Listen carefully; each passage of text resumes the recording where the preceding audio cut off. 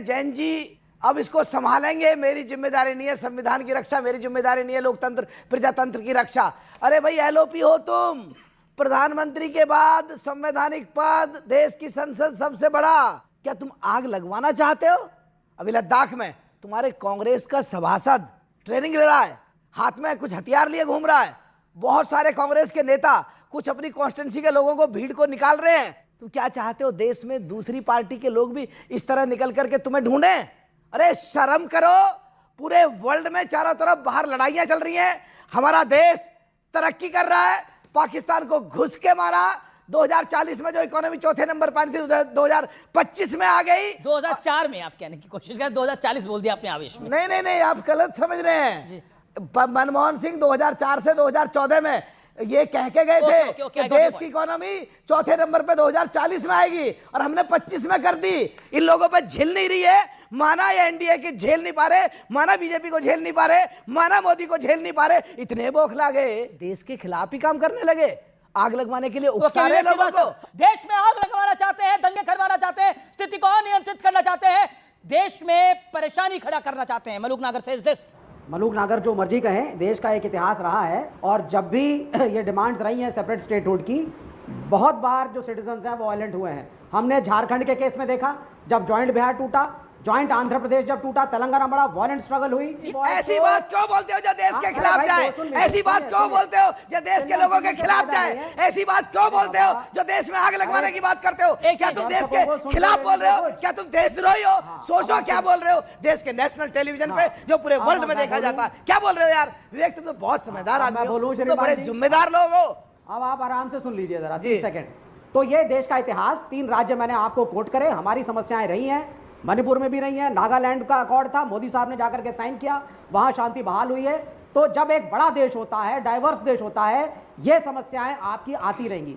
लेकिन इसको कहना कांग्रेस ने करवाया, राहुल गांधी ने कराया, 2014 के बाद से ही सोनम वांगचुक जो है वो बीजेपी के ब्लू आइड बॉय थे। जब 2019 में आपने 370 धारा हटाई, लेह लद्दाख के लोगों को वहां पे यूनियन टेरिटरी आपने घोषित किया, लोगों ने उसका स्वागत किया। लोग चाहते थे एक कदम और आएगा, हम लोगों को कश्मीर और जम्मू के लोगों के अधीन नहीं रहना पड़ेगा। आप बोल रहे हैं एलओपी संवैधानिक पद है, यही आपने बोला, आप कह रहे हैं एक जिम्मेदार पद है, तो जिम्मेदार पद पे बैठे रहने वाला व्यक्ति क्या ये बात बोलता है कि हम बीजेपी, आरएसएस और इंडियन स्टेट यानी भारतीय राज्य के साथ लड़ रहे हैं? यूरोप और अमेरिका कौन होते हैं हमारे लोकतंत्र में बोलने वाले? वो कह रहे हैं कि आइए भारत को बचाइए, राहुल गांधी गुहार लगा रहे हैं, वो भी विदेशी धरती पर। जवाब दीजिए इस बात का। नहीं, मैं आज की बात में तो आ ही नहीं रहा हूँ। बड़ा कंफ्यूजन जो है, क्या कंफ्यूजन है इसके अंदर? की बात में मैं स्टेट पे राहुल गांधी ने बोला था कि नहीं बोला था? एक सेकंड, राहुल गांधी ने ये दोनों बातें बोली कि नहीं बोली? अगर मैं गलत बोल रहा हूं तो मुझे कोट करिए, मैं गलत बोल रहा हूं। राहुल गांधी ने इंडियन स्टेट शब्द का यूज किया। अगर आप कॉन्स्टिट्यूशन की पुस्तक पढ़ेंगे, स्टेट शब्द के अंदर क्या क्या आता है, स्टेट में सिर्फ राज्य नहीं है, स्टेट के अंदर सारे सरकारी तंत्र हैं, ईडी, सीबीआई, इलेक्शन कमीशन। अरे देश की इकोनॉमी डेढ़ बोल रहे हो क्या? कांग्रेस की सरकार थी सर, ये उसी के खिलाफ बोले वो, क्या बोल रहे हो यार? Vivek, with all due respect, Vivek, okay, आप कह रहे हैं इंडियन स्टेट का मतलब आप समझ नहीं पा रहे हैं। यूरोप और अमेरिका में लोकतंत्र के रक्षक इस बात से बेखबर क्यों हैं? भारत में लोकतंत्र का एक बड़ा हिस्सा नष्ट हो चुका है और वो क्यों नहीं इंटरवीन करते? अब बताइए क्या मतलब है इसका? इसका क्या मतलब है? इसका मतलब समझाइए। अगर आप मेरे प्राइम मिनिस्टर जाकर के डोनाल्ड ट्रंप, मैं इसका मतलब पूछ रहा हूं आपसे, इधर उधर की बात मत करेंगे, समर्थन लेंगे, बिल्कुल ठीक किया। पता होना चाहिए दुनिया को मुल्क में हो क्या रहा है, और पता है पॉइंट। एक सेकंड है दुनिया को, एक second, Modi is no longer a respected man in the world. दुनिया को क्या पता होना चाहिए? पूरी दुनिया को क्या पता होना चाहिए? Can you come again Vivek ji? Joe Biden आकर के, सुनिए सर, पूरी दुनिया को G20 में, sir let me speak sir. हां प्लीज सर। यार तो मैं बता देता हूं क्या पता होना चाहिए। शांति, all audios down. Vivek Srivastava on screen and audio बजाई गई।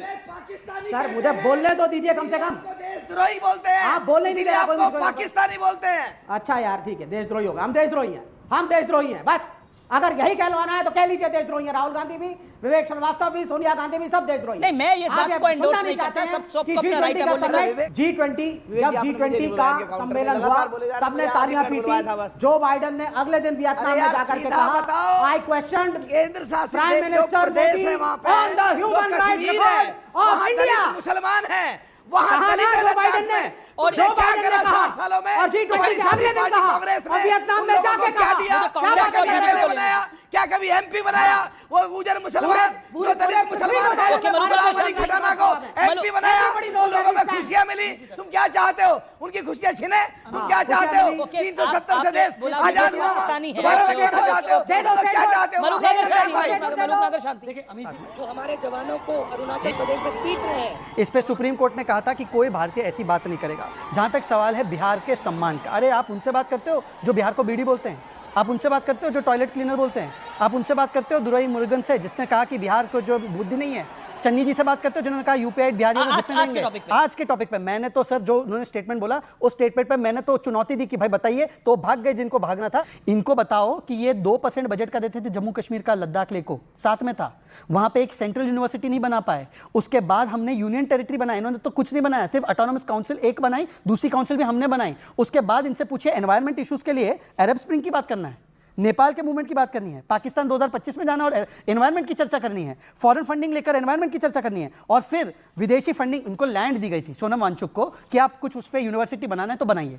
8 साल में यूनिवर्सिटी की एक ईंट नहीं आई, 37 करोड़ रुपए ड्यूज हो गए। जब वो लैंड वापस ली गई तब वहां से आए, क्योंकि कल तो चर्चा होने, आज और कल में चर्चा होने वाली थी। ये जो लीड डेवलप बॉडी है लद्दाख की, उनकी चर्चा को सैबोटाज करने के लिए किया गया। और मैं अमित जमीन से पूछना चाहता हूं, अमित जमीन जी आप बोलिए, कान खोल के सुनिए, आप बताइए कि पहली बार Atal tunnel, Zojila tunnel, all weather road, Bilaspur Manali Leh का रेलवे सर्वे, 87 ब्रिजेस, ये हमारे समय पे हुआ। 24/7 वाटर सूरेज हमारे समय पे हुआ। हमारे समय पर वहां पे 4G और 5G कनेक्शन पहुंचा। हमारे समय पे 5 लाख टूरिस्ट वहां पर पहुंचे, आपके समय पे 1 लाख से कम थे। हमारे समय पे 65,000 मुद्रा लोन योजना, हमारे समय पे university of Ladakh, central university की कायाकल्प की बात की गई। आप बताइए आपने किया क्या?